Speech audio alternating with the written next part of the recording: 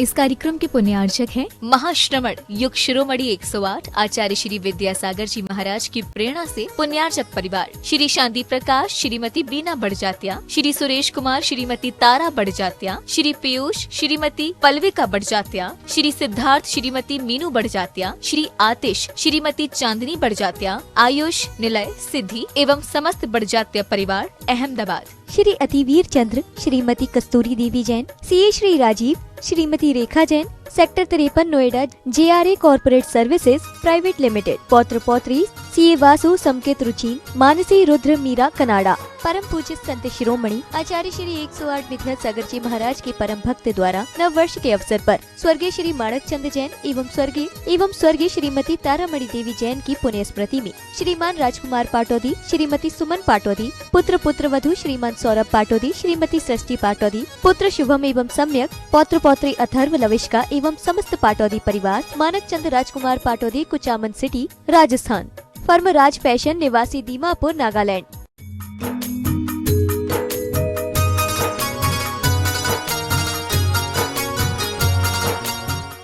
आचार्य श्री जी के चरणों में हम झुका रहे अपना माथा, जिनके जीवन की हर चर्या बन पड़ी स्वयं ही नवगाथा। जय नागम का वह सुधा कलश जो बिखराते हैं गली गली, जिनके दर्शन को पा करके खिलती मुरझाए हृदय कली। ओम ह्रीम श्री 108 आचार्य विद्यासागर मुनीन्द्र अत्र अवतर शंभु सटावानन। जय हो जय हो जय हो।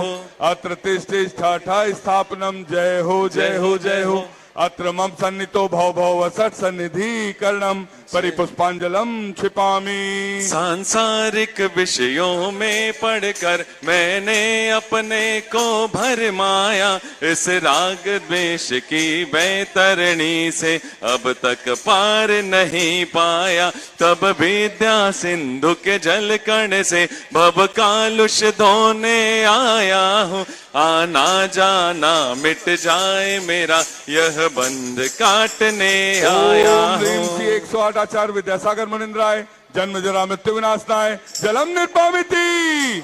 जय गुरुदेव बोलो जय गुरुदेव, कृपा करो सब पे गुरुदेव।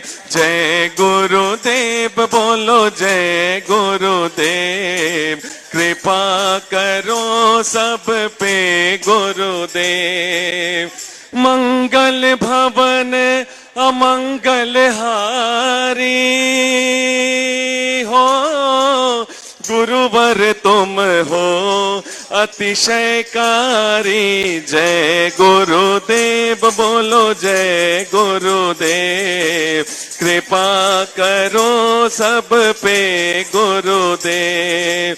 जय गुरुदेव बोलो जय गुरुदेव, कृपा करो सब पे गुरुदेव।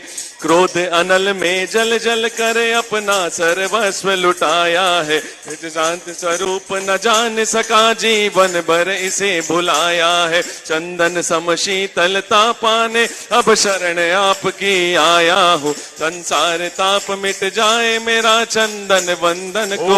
108 आचार्य विद्यासागर मुनीन्द्राय संसार ताप विनाशनाय चंदनम निर्पामिति। जड़ को ना मैंने जड़ समझा, नहीं अक्षय निधि को पहचाना। वे तो केवल सपने थे भ्रम और जगत का भटकाना।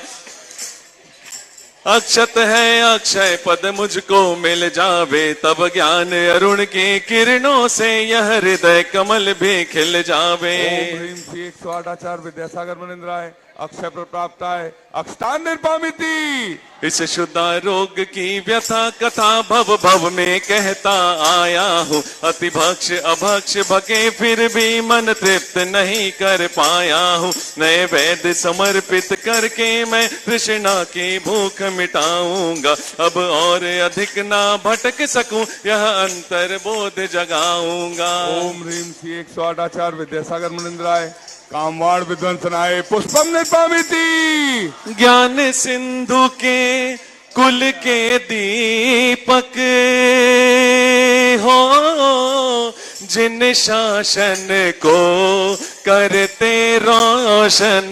जय गुरुदेव बोलो जय गुरुदेव, कृपा करो सब पे गुरुदेव।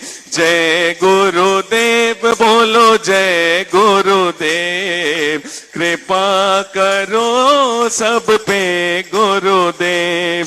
मोहांधकार से व्याकुल हो निज को नहीं मैंने पहचाना। मैं राग द्वेष में लिप्त रहा, इस हाथ रहा बस पछताना। यह दीप समर्पित है गुरुवर, मेरा तम दूर भगा देना। तुम ज्ञान दीप की बाती से मम अंतर दीप जगा देना। इस शुदा रोग की व्यथा कथा भव भव में कहता आया हूँ। अतिभक्ष अभक्ष भके फिर भी मन तृप्त नहीं कर पाया हूँ। नैवेद्य समर्पित करके मैं तृष्णा की भूख मिटाऊंगा। अब और अधिक ना भटक सकूं, यह अंतर बोध जगाऊंगा। आचार्य विद्यासागर मुनिंद्राय क्षुधा रोग विनाशनाय नैवेद्यम निर्पामिति। मोहांधकार से व्याकुल हो निज को नहीं मैंने पहचाना। मैं राग द्वेष में लिप्त रहा, इस हाथ रहा बस पछताना। यह दीप समर्पित है गुरुवर, मेरा तम दूर भगा देना। तुम ज्ञान दीप की बाती से मम अंतर दीप जला देना। 108 आचार्य विद्यासागर मुनिंद्राय महामोहांधकार विनाशनाय दीपम निर्पामिति। इन अशुभ कर्म ने घेरा है, मैंने अब तक यह माना था। इस पाप कर्म तज पुण्य कर्म को चाह रहा अपनाना था। शुभ अशुभ कर्म सब रिपुदल है, मैं इन्हें जलाने आया हूँ। इसलिए आपके चरणों में यह धूप चढ़ाने आया हूँ। 108 आचार्य विद्यासागर मुनिंद्राय अष्टकम दहनाय धूपम निर्पामिति।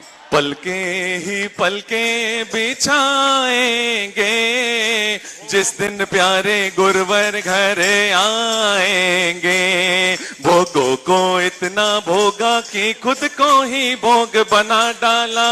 साध्य और साधक का अंतर मैंने आज मिटा डाला। मैं चिदानंद में लीन रहूं, पूजा का यह फल पाना है। पाना था जिसके द्वारा वह मिल बैठा, मुझे ठिकाना है। ओम ह्रीं श्री 108 आचार्य विद्यासागर मुनिंद्राय महामोक्ष प्राप्ताय फलम निर्पामिति। जग के वैभव को पाकर मैं निश दिन कैसा अलमस्त रहा। चारों गतियों की ठोकर को खाने में ही अभ्यस्त रहा। मैं हूँ स्वतंत्र ज्ञाता दृष्टा, मेरा पर से क्या नाता है। कैसे अनर्घ पद पा जाऊं, यह अरुण भावना भाता है। 108 आचार्य विद्यासागर मुनिंद्राय अनर्घ प्राप्ताय अर्घम निर्पामिति। भावों की निर्मल सरता में अपगाहन करने आया हूँ। सबका सारा दुख दर्द हरो, यह अर्घ भेंटने आया हूँ। हे तपो मूर्ति, हे आराधक, हे योगीश्वर, हे महासन, है अरुण कामना देख सके युग युग तक आगामी बसंत। 108 आचार्य विद्यासागर मुनिंद्राय जयमाला पूर्णार्घम निर्पामिति। 9 वर्ष की आप सभी को शुभकामनाएं। हम सभी अपने हाथों को जोड़ लें और आचार्य परमेष्ठी के सत्संग चरणों में सविनय निवेदन करते हैं। हे साधु परमेष्ठी, अपनी अमृतमयी वाणी से हमें कृतार्थ करने की अनुकंपा करें। हे भगवान नमोस्तु नमोस्तु नमोस्तु। नमो अरिहंताणं, नमो सिद्धाणं, नमो आयर्याणं, नमो उवज्झायाणं, नमो लोये सभ्यसाहूणं। लोग कुंडरपुर के बड़े बाबा की, डोंगरगढ़ के चंद्र प्रभु भगवान की, गुरु नाम गुरु आचार्य ज्ञान सागर जी महाराज की, मूक माटे रचयिता आचार्य परमेष्ठी गुरुदेव की, पूज्य निरापक मुनि श्री समय सागर जी, योग सागर जी, नियम सागर जी, सुधा सागर जी, समता सागर जी, अभय सागर जी महाराज की, मुनि श्री चंद्र सागर जी व निरामय सागर जी महाराज की। आप सभी लोग प्रतिदिन पूजन में समुच्चय पूजन करते हैं, उसमें क्या बोलते हैं? अष्टम वसुधा पाने को कर ए में 8 तो अष्टम वसुधा यानी पृथ्वी धरती होती है, तो पृथ्वी अष्टम यानी 8वें नंबर की पृथ्वी। तो अष्टम पृथ्वी कौन सी कहलाती है? मोक्ष कहलाती है, जिसको जहाँ पर सिद्ध शिला है। हे भगवान, मैं आपके श्री चरणों में अर्घ्य चढ़ाता हूँ। किस लिए चढ़ाता हूँ? कि मुझको अष्टम वसुधा प्राप्त हो जाए, मेरा मतलब मोक्ष हो जावे। और आज 1 जनवरी है, उसका सन कौन सा है? 2024। इसका योग कितना होता है? 2 2 4 और 4 8। तो ऐसी प्रार्थना करो भगवान कि आज का जो दिन है, जो प्रारंभ हो रहा है जनपद सत्य अनुसार, हम सभी तो भगवान महावीर के अनुयायी हैं। अपना तो नया संवत तो वीर निर्माण संवत से चालू होता है, जो कि आज के संवत से 527 वर्ष पुराना है। सबसे प्राचीन विश्व में कोई संवत है तो वीर निर्माण संवत है। तब भी जनपद सत्य अनुसार आप लोग यहाँ पर गुरु चरणों में आए हैं, क्षेत्र में दर्शन करने के लिए आए हैं। और कौन सा यह क्षेत्र है? अष्टम तीर्थेश संचालन करते हैं। क्या बोलते हैं? अष्टम तीर्थेश। 8वें नंबर के चंद्रपुर भगवान हैं। और हमारे बाजू में जो दीक्षित मोनी महाराज जी बैठे, तपस्वी महाराज जी, उनका भी नंबर कौन सा है? तो हम भगवान हमको ऐसी 8वीं पृथ्वी प्राप्त हो जाए। हमारा जो पुरुषार्थ चल रहा है इसीलिए चल रहा है। इसलिए आज के दिन हमेशा ध्यान रखो कि अपनी हर सुबह को अपनी सांसों में रखो। अपनी हर सुबह को अपनी सांसों में रखो और हर शाम को अपनी बाहों में रखो। अपनी हर शाम को अपनी बाहों में रखो। सफलता तुम्हें हमेशा अवश्य मिलेगी। बस अपनी मंजिल को अपनी निगाहों में रखो। मंजिल को अपनी निगाहों में रखो। हम गुरु से प्रार्थना तो कहते हैं अपनी निगाह में रखना। तो हमारी मंजिल कौन सी है? हमारी मंजिल मोक्ष है। हमारी मंजिल प्रभु की भक्ति आराधना है। हमारी भक्ति जनवाणी का स्मरण है। और हमारी मंजिल प्रभु गुरु की उपासना है। ये हमारी मंजिल है। हम इस मंजिल को अपनी निगाहों में रखेंगे तो अवश्य गुरु की निगाह में हम हमेशा बने रहेंगे। इसलिए अष्टम वसुधा को पाने के लिए सबसे पहली बात रहती कर्म की निर्जरा आवश्यक है। कर्म की निर्जरा, कर्म का बंध तो होता रहता है, निर्जरा भी उसकी आवश्यक है। तो बंध कैसे होता है, बंध की प्रक्रिया कैसी होती है, ये बात हमारी समझ में आ जाएगी तो हमारा बस निर्जरा के माध्यम हमको साधन मिल जाएंगे जो हमको अष्टम वसुधा की ओर ले जाने में सहायक होंगे। एक मैदान है, उस मैदान में धूल भरा हुआ मैदान है।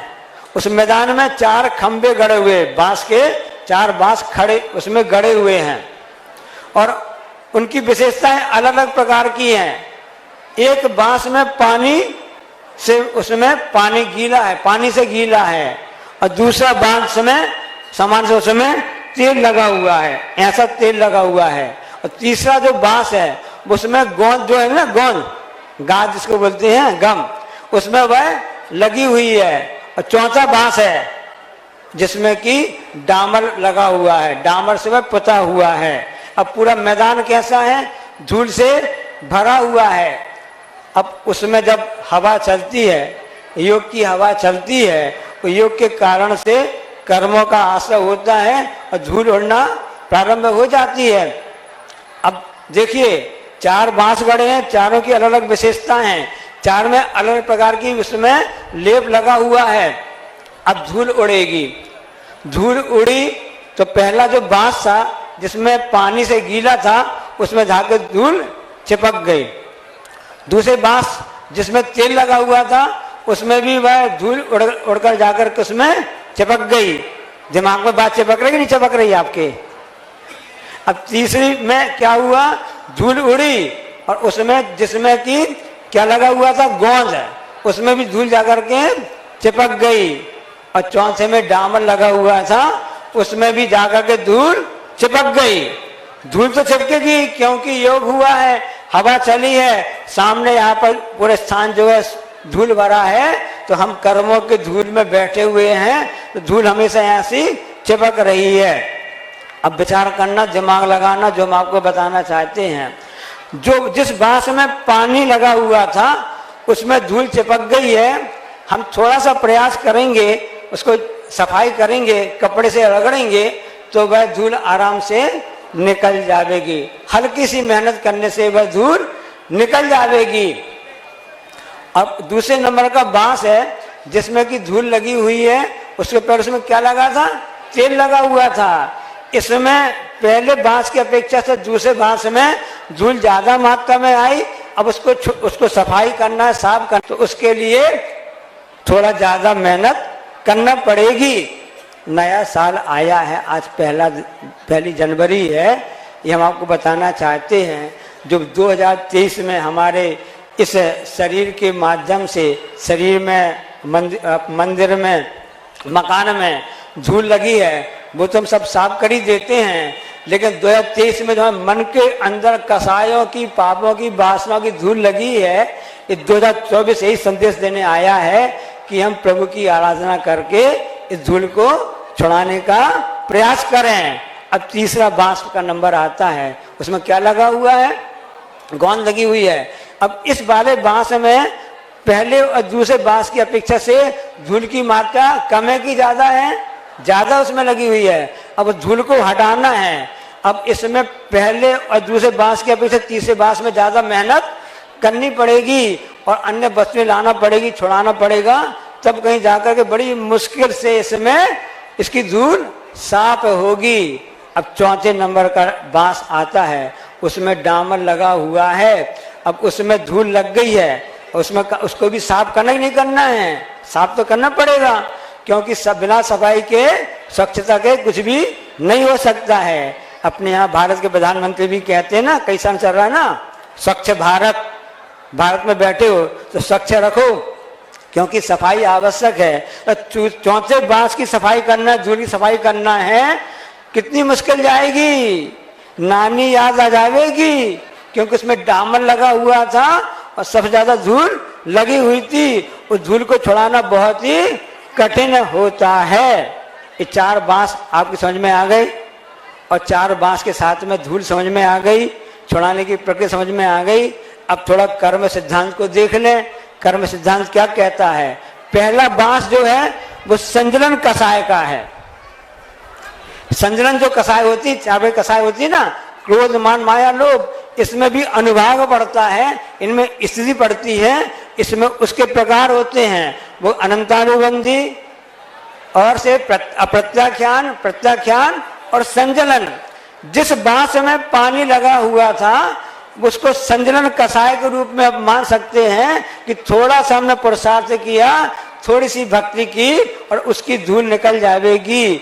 इसलिए हमने कषायों को बंद तो किया, जब कषाय संजलन रूप रहेंगी तो थोड़े पुरुषार्थ से ही छूट जाएगी। ऐसे छठे गुण स्थानवर्ती साधु के लिए संजलन कषाय होती है, जो आपके बाजू में यहाँ पर बैठे हुए दिख रहे हैं। ऐसे 8वीं पृथ्वी हमको प्राप्त हो, ऐसे 8वें तीर्थंकर का अच्छे क्षेत्र है चंद्रप्रभु भगवान का, तो वहाँ पर हमें प्रार्थना करने, यही प्रार्थना करते हैं सभी जीवों को सुख मिले।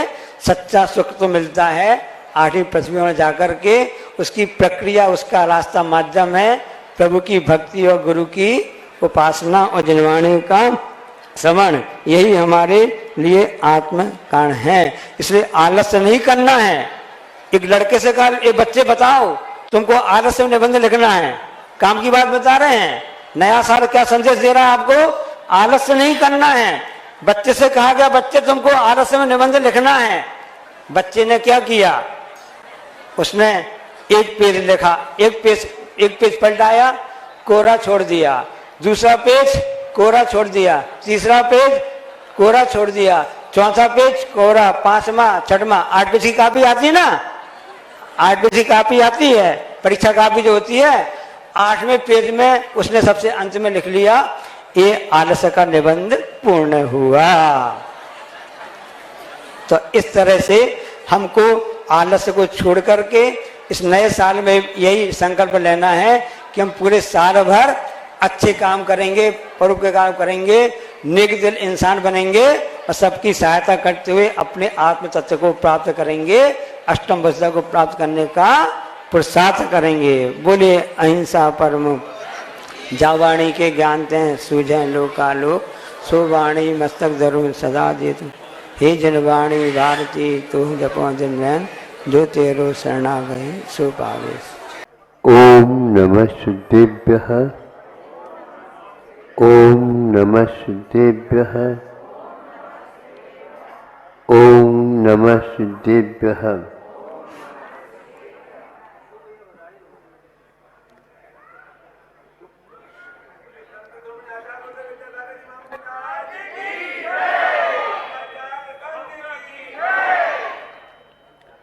तीर्थंकर जितने भी होते हैं वो सारे सारे अपढ़ होते हैं। आप लोग पढ़े लिखे हो और तीर्थंकर अपढ़ होते, यानी उनकी पढ़ाई कहीं भी नहीं होती और आगे भी ऐसा ही रिकॉर्ड रहेगा। जिसको कुछ समझ में नहीं आता उसको समझाने का विधा है विद्यालय में जाकर के करो, किंतु उन्हें उस अवस्था में रह कर के अच्छे अच्छे उलझी हुई समस्याओं को भी वे अपढ़ हो करके सबके समाधान दे देते हैं। बड़ा अद्भुत है यह युग, एक प्रकार से वैज्ञानिक युग माना जाता है। इसी के ऊपर उसका व्यक्तित्व निर्धारित या पहचान किया जाता है। उसकी देवों में भी कहीं सुनने में मिलता नहीं, वो भी पाठशाला या विद्यालय जाते हो। इतना अवश्य आ जाता है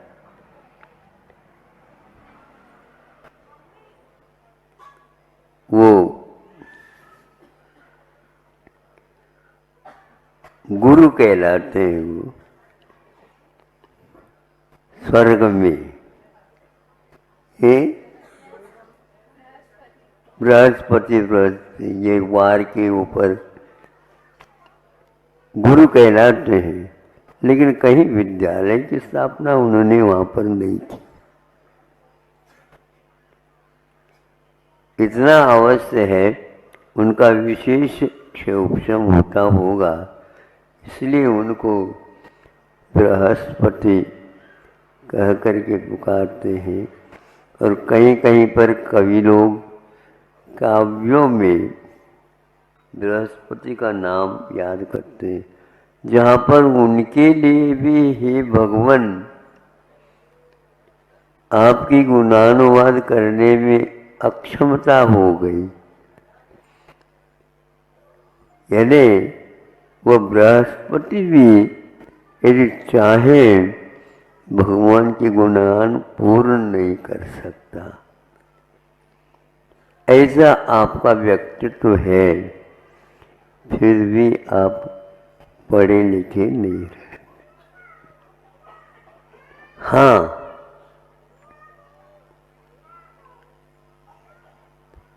समझ में नहीं आता ऐसे नहीं, समझते नहीं, इसीलिए विद्यालय खोल करके उनको समझाया जाता है। और समझाने के उपरांत में जिसको समझ में नहीं आती है तो हम तुम जैसे में उनका समावेश हो जाता है। आप अपने आप को पढ़े लिखे मत समझो। एक हाइकू बहुत दिन पहले लिखा था, उसमें से कुछ इसमें हम तथ्य समझ सकते हैं। किसी वेग में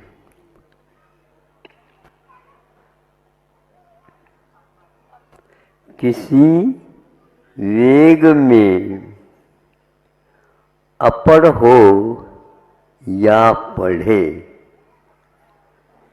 अपढ़ हो या पढ़े, किसी वेग में दोनों समान हैं।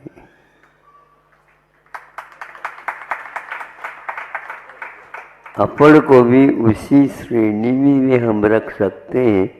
पढ़े लिखे कुछ भी हो, माता पिताओं की कोई बात सुनते नहीं है, क्योंकि वह वेग में,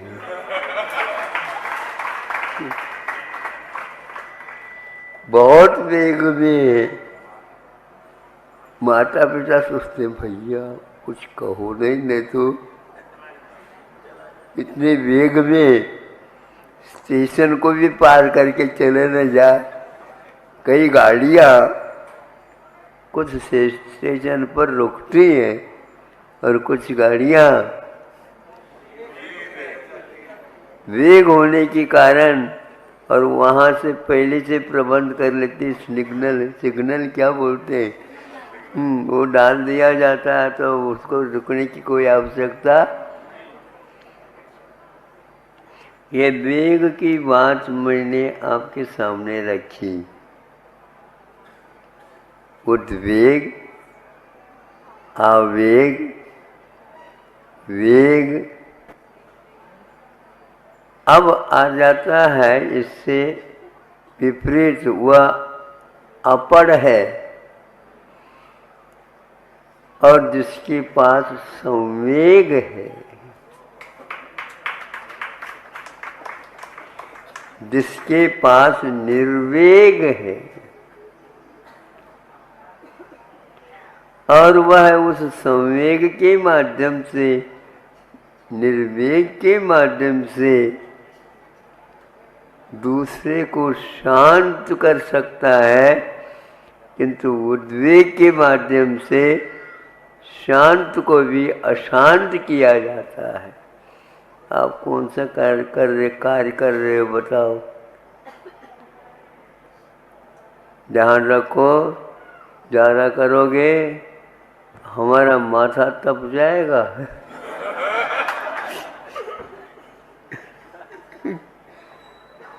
माथा तपता है। और जो संवेग के माध्यम से तपने के बाद भी उसको बहुत जल्दी शांत करने की क्षमता, बड़ी बड़ी सभा को भी एक व्यक्ति संवेग वाला शांत बिठा सकता है। जहाँ पर समूह शरण में सिंह भी बैठा है, गैया भी बैठी है। गैया की ओर सिंह देख करके खाने का भाव नहीं करता है, तो गाय भी देखती है सिंह को, और दोनों हम समान हैं, समान हैं। एक राजा और एक राजा की प्रजा दोनों एक हो जाते हैं, उसका नाम समूह शरण है।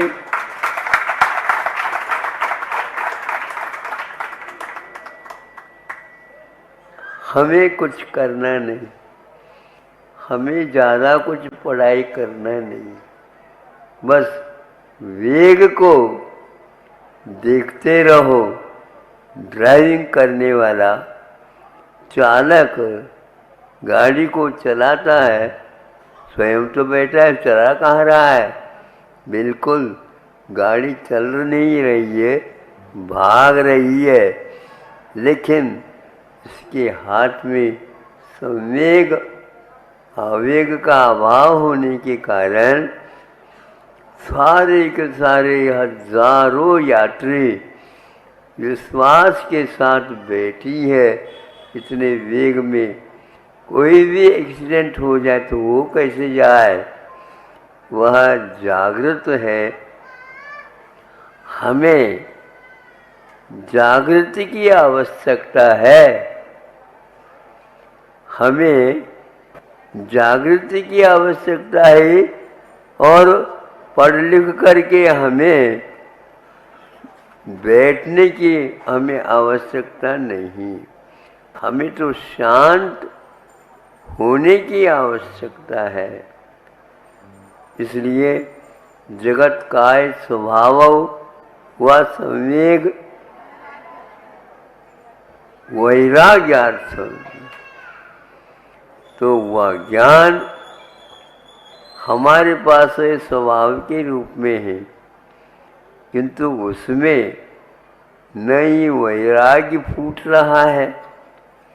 विद्यालयों से आप आवेग, उद्वेग आदि आदि उसकी क्षमताओं जान सकते हो, किंतु आत्मा का स्वभाव क्या है इसके बारे में एक सेकंड भी खर्च नहीं करते आप लोग। और हमारे पास आकर के कहते हैं महाराज शांति दे दो, तो शांत बैठ जाओ तो शांति मिल जाएगी। बस आपके पास महाराज इसलिए हम आए, हम बैठे नहीं। आज सिटिंग का इतना महत्व नहीं है जितना कि भागम भाग का है। इतना भागम भाग है, उसको कोई हम समझ भी नहीं सकते। जो शांत बैठता है उसको तात्कालिक उसका अनुभव होने लग जाता है। वैराग्य में खदबद नहीं होता। आवेग में वह कभी शांत बैठ ही नहीं सकता, उछलता रहता है। तो आज की विद्या उछाल सिखाती है। उछाल तो होना तो चाहिए, लेकिन एक पढ़ा लिखा होकर के उद्वेग में पड़ जाता है और अपढ़ है और वह समय क्यों आ जाता है, वह मिथ्या को घना बनाता जा रहा है। और यह सम्यक दर्शन को और घना आस्था को और मजबूत बनाता चला जाता है। इसलिए ऐसे विद्यालयों की ओर तीर्थंकर और उनकी संतान आदि नहीं जाती है। यदि जाती भी है तो क्षत्रियता का कुछ पाठ उन्हें दिया जाता है। यही एकमात्र जो व्यक्ति अशांत होकर के दुशांत को भी अशांत बना रहा है, उसके लिए क्षत्रियता काम करती है। तलवार इसलिए रखी है ताकि तुम्हारे उछल कूद शांत हो जाए। कैसे हो, यहाँ ला करके रख दो।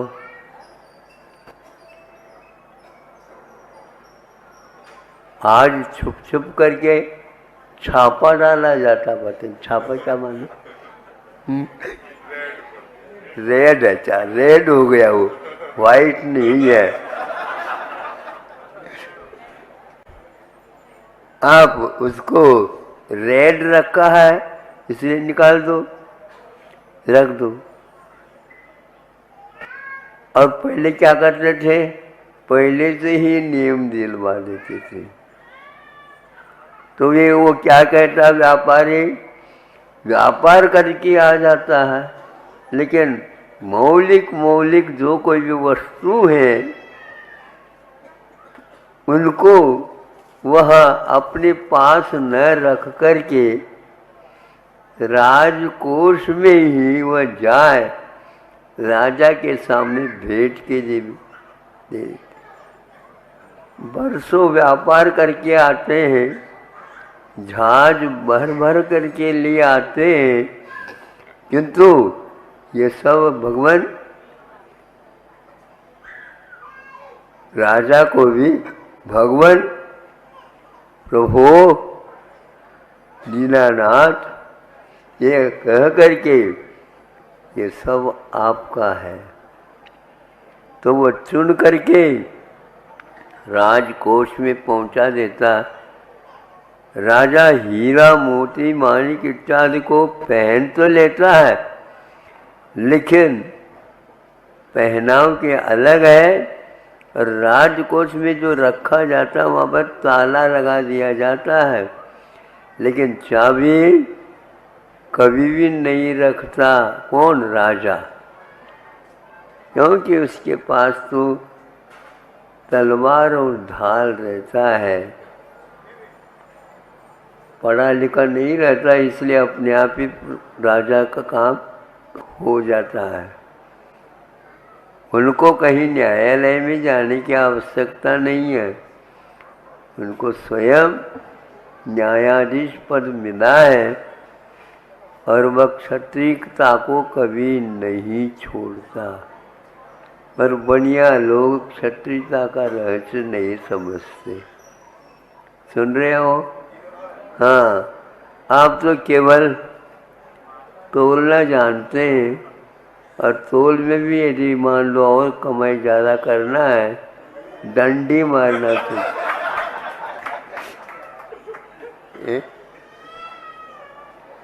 मतलब आप किसी को मारते नहीं, तो ऐसे मार देते हैं डंडी मारने के उपरांत, फिर आप क्या करें? इसलिए सम्यक दर्शन की प्राप्ति के लिए बार बार मैं कहता हूँ, सम्यक निर्वेग की आवश्यकता है, वेग को कम करने की आवश्यकता है, और शांत बैठने से ही विशुद्धि लब्धि प्राप्त हो जाती है।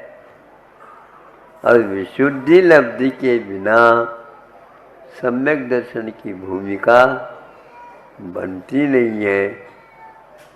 इसलिए चुप बैठो। चुप बैठो क्यों?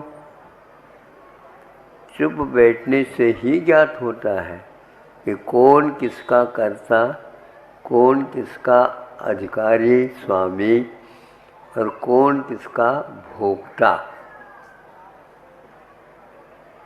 बच्चों को बच्चे भोजन करें तो जल्दी जल्दी न करें, इस प्रकार की बेटा धीरे धीरे खाओ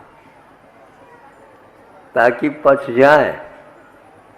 हाँ, दांतों का काम यदि आंतों को दोगे तो दांत बहुत जल्दी गिर जाएंगे, और आंत के ऊपर ज़्यादा जोर पड़ेगा। इसलिए जो कमज़ोर व्यक्ति है उसके ऊपर ज़्यादा बर्डन भार दोगे तो कोई भी उसका आभार नहीं मान सकेगा। ये गलत बात हो रही। तो इसलिए पढ़ा लिखा भी यदि आवेग में आ रहा है उससे आप बचो। ये आर्यों के साथ संगति रखने के लिए हमें उपदेश दिया गया है। आर्य के साथ संगति रखो, आवेग वालों के साथ संगति नहीं रखो, क्योंकि उससे आपका भला कुछ भी नहीं होने वाला है। संगति अच्छी बनाए रखो। इसीलिए कहा तो वह पढ़ाई जो हो रही है और कोई संगति उसमें मिलती ही नहीं। सब विसंगतियाँ, पिताजी माँ आदि शांत है और आज युवा शक्ति अशांत है। इतनी अशांत है, इसको हम कह नहीं सकते। तो स्वर्गों में भी हमेशा विशुद्धि ऊपर ऊपर बनी हुई रहती है, इसलिए उनको पाठशाला की कोई आवश्यकता नहीं होती है। और जो पढ़े लिखे होकर के इधर उधर के बातें करने वाले, उनके कारण अशांति फैल जाती है। इसके लिए रखा है, जो वृत्ति बना है वह वृत्ति बनने के उपरांत शांति के साथ रहे तो उसका चारित्र ज्यों का त्यों बनाए रह सकता है। किंतु जो व्यक्ति इससे विपरीत चलता है तो वह अशांत स्वयं भी है। ऊपर ऊपर जाओ तो वेग कम रहता है, उसमें भी यदि मान लो वेग रहता है तो आचार्य कहते हैं वह उसकी कमी है। तो जो व्यक्ति शांत बैठा है सम्यक दर्शन को प्राप्त कर सकता है। जो वेग में बैठा है, पढ़ा लिखा होकर के भी उसे वह सम्यक दर्शन प्राप्त नहीं होगा। इतना ही आज का कहना है। कल का क्या पता, ये आकुलता अभी क्यों लगाए, क्या है। कल के बारे में यदि व्यक्ति शांति बनाए रखना चाहता है, कम से कम आज उसको ज़्यादा पढ़ना नहीं, बहुत पढ़ना नहीं। गुरुजी क्या कहते थे, बहुत बार पढ़ो, बहुत पढ़ना नहीं, बहुत बार पढ़ो। इसका अर्थ मैं ये समझता हूँ, द्वादशांग बहुत बार है, किंतु द्वादशांग को बहुत बार पढ़ो तो नमोकार मंत्र भी पर्याप्त है। इसलिए आप लोग वेग, उद्वेग, आवेग से बचियो, संवेग और निर्वेग के साथ अपना जीवन व्यापन करो। अहिंसा परमो धर्मः।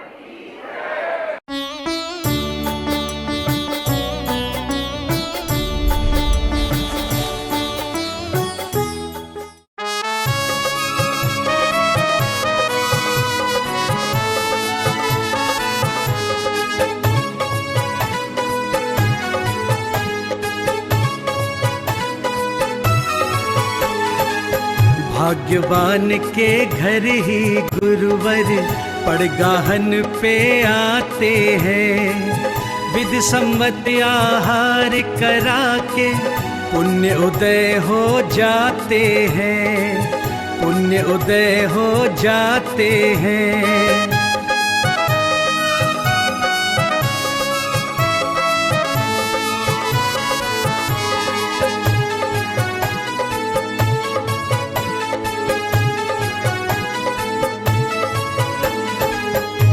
सत्कार भाव से गुरु का चरणों में कर लो वंदन। नित्य अपने माथे पे सजा लो, चरणों की रज है चंदन, चरणों की रज है चंदन।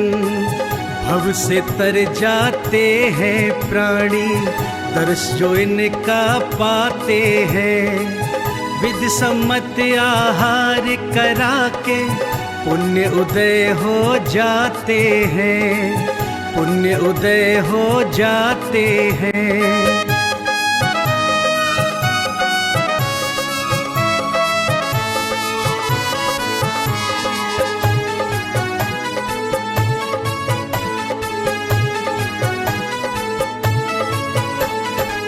मन से वचन से शुद्ध भाव से गुरु आहार बनाए हैं। तिष्ठो तिष्ठो है प्रभु रूपी, गुरु से गुहार लगाए हैं, गुरु से गुहार लगाए हैं। कृपा दृष्टि किस पर हो जाए, किसका आहार पाते हैं।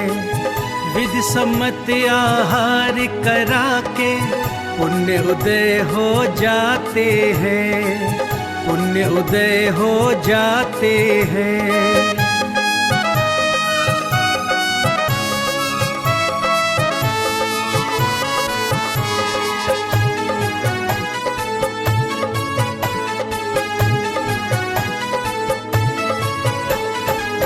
जिन शासन के दिव्य दिवाकर एक किरण हम पर कर दो, ग्रहण करो आहार हमारा, जीवन खुशियों से भर दो, जीवन खुशियों से भर दो। शीश झुकाए सोच रहे सब, किसका भाग्य जगाते हैं। विधि सम्मत आहार करा के पुण्य उदय हो जाते हैं, पुण्य उदय हो जाते हैं। भाग्यवान के घर ही गुरुवर पड़गाहन पे आते हैं। विधि सम्मत आहार करा के पुण्य उदय हो जाते हैं, पुण्य उदय हो जाते हैं।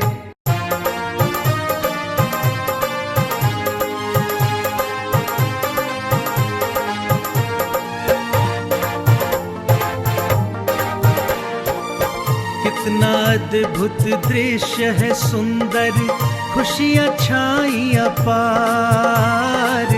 कितना अद्भुत दृश्य है सुंदर, खुशियाँ छाई अपार। गुरुवर अपने प्रिय भक्तों से करें ग्रहण आहार। गुरुवर अपने प्रिय भक्तों से करें ग्रहण आहार, करें ग्रहण आहार।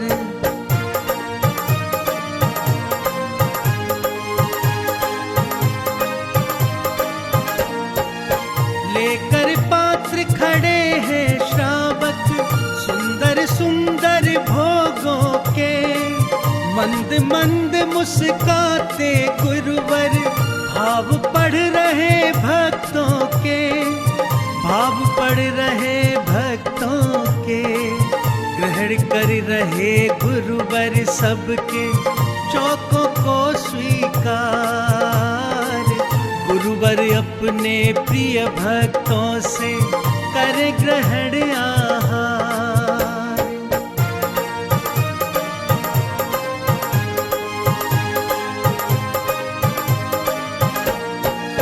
पावन जल है कोई पिलाता, कोई फल है खिलवाता। जिस पर करते नजर गुरुजी, पात्र वो आगे ले आता, पात्र वो आगे ले आता। शुद्ध सात्विक चुन चुन करते गुरुवर है आहार। गुरुवर अपने प्रिय भक्तों से करे ग्रहण आहार।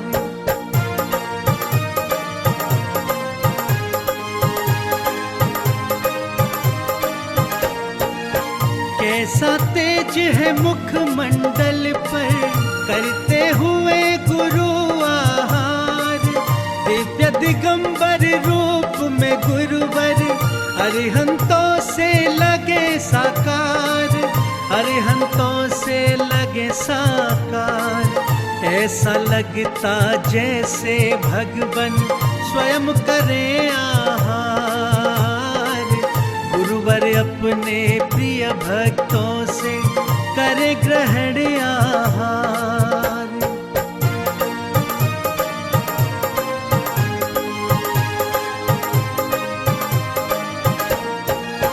याचक मुद्रा खड़े हैं श्रावक, ग्रहण गुरु आहार करे। हर कोई ये विनय कर रहा, भोग मेरा स्वीकार करे, भोग मेरा स्वीकार करे।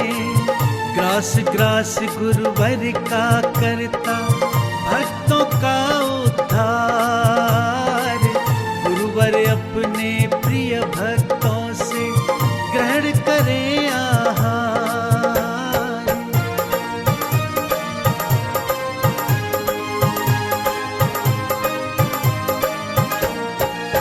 वर्षों से हम सोच रहे थे गुरुवर कब घर आएंगे, हम दीनों की सुनेंगे कब वो दर्श दिखाएंगे, कब वो दर्श दिखाएंगे। आज करा हार गुरु को स्वप्न हुए साकार। गुरुवर अपने प्रिय भक्तों से कर ग्रहण आहार।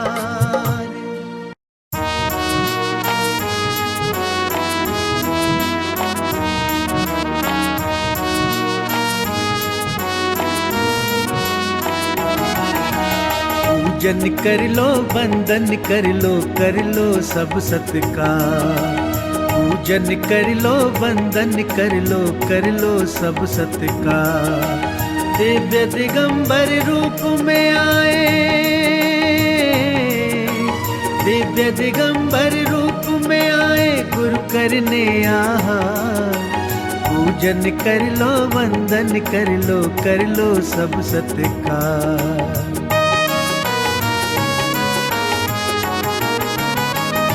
गुरुवर आपके पावन रूप में झलक दिखे अरिहंतों की। नस नस शील सुगंध बसी है, महक अनंत बसंतों की। महक अनंत बसंतों की। संयम पथ के अनुरागी का, संयम पथ के अनुरागी का कर लो सब जयकार। दिव्य दिगंबर रूप में आए गुरु करने आहार, गुरु करने आहार।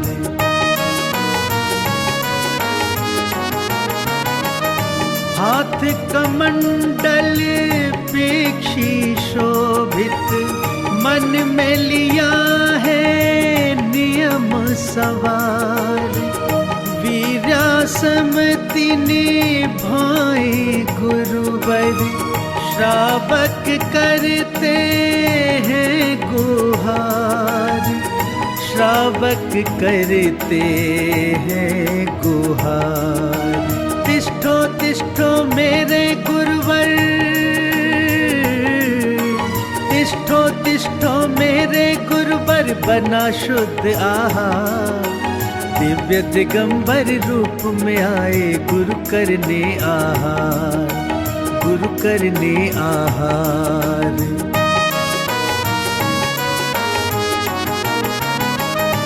पड़गाहन पर आए गुरुवर, मन में करके संयम धार। भाग्यवान के घर का चौका आज करेंगे गुरु स्वीकार। आज करेंगे गुरु स्वीकार। गुरुवर आए द्वार हमारे, गुरुवर आए द्वार हमारे, छाई खुशी अपार। दिव्य दिगंबर रूप में आए गुरु करने आहार। पूजन कर लो वंदन कर लो सब सत्कार। पूजन कर लो वंदन कर लो सब सत्कार। दिव्य दिगंबर रूप में आए, दिव्य दिगंबर रूप में आए गुरु करने आहार। पूजन कर लो वंदन कर लो सब सत्कार। चल कर आज स्वयं आए हैं गुरु हमारे द्वार। मन से वचन से शुद्ध भाव से करवाए आहार। चल कर आज स्वयं आए हैं गुरु हमारे द्वार। मन से वचन से शुद्ध भाव से करवाए आहार।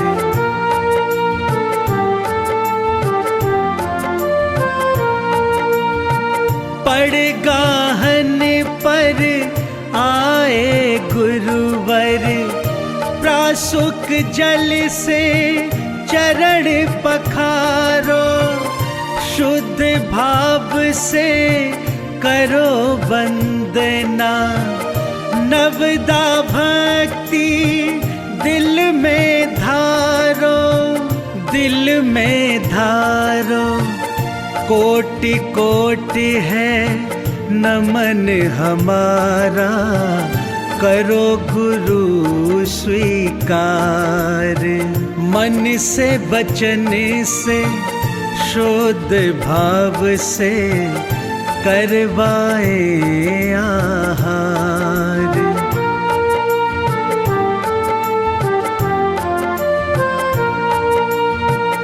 लेकर पात्र खड़े हैं श्रावक, लेकर मन में याचक भाव।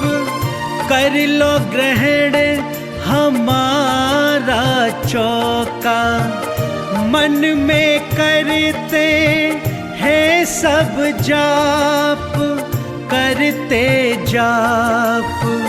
अत्रो अत्रो तिष्ठो गुरुवर, मन से करे गुहार। मन से वचन से शुद्ध भाव से करवाए आहार।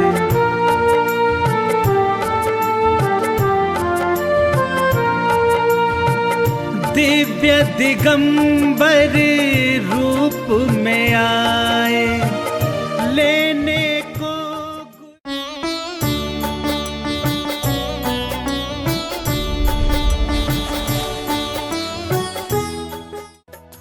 इस कार्यक्रम के पुण्यार्चक थे महाश्रमण युग शिरोमणि 108 आचार्य श्री विद्यासागर जी महाराज की प्रेरणा से पुण्यार्चक परिवार श्री शांति प्रकाश, श्रीमती बीना बड़जात्या, श्री सुरेश कुमार, श्रीमती तारा बड़जात्या, श्री पीयूष, श्रीमती पल्विका बड़जात्या, श्री सिद्धार्थ, श्रीमती मीनू बड़जात्या, श्री आतिश, श्रीमती चांदनी बड़जात्या, आयुष, निलय, सिद्धि एवं समस्त बड़जात्या परिवार अहमदाबाद।